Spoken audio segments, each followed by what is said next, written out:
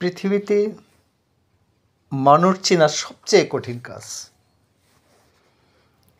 কারণ মানুষের মনের ভিতরে কি আছে আপনি কখনোই বুঝবেন না। আপনার সাথে বন্ধুত্ব করবে, আবার আপনাকে ধোঁকা দেবে, ঠকাবে। বন্ধুত্ব করার পর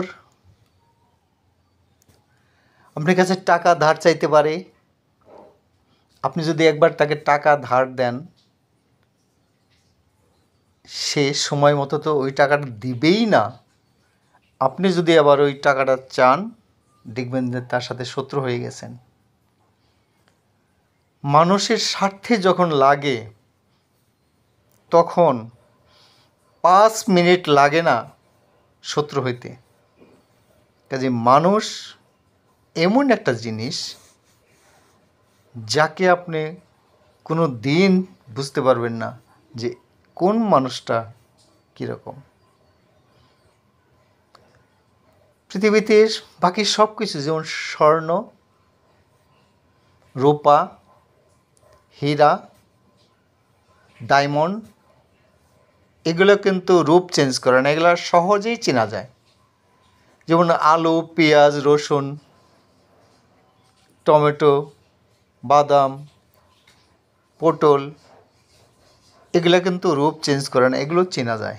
কিন্তু মানুষ প্রতিদিনই তার রূপ চেঞ্জ করে। কার সাথে কখন কি ব্যবহার করবে আপনি বুঝতেও পারবেন না। কাজেই মানুষের সাথে করুন, আত্মীয় স্বজনের সাথেও আর্থিক লেনদেন বন্ধ করুন।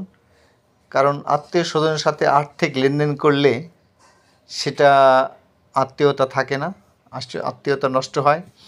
বন্ধুর সাথে আপনি আর্থিক লেনদেন করবেন, বন্ধুর সাথে বন্ধুত্ব নষ্ট হবে। কারণ মানুষ চেঞ্জ হতে সময় লাগে না। মানুষকে আমি দেখেছি যে খুব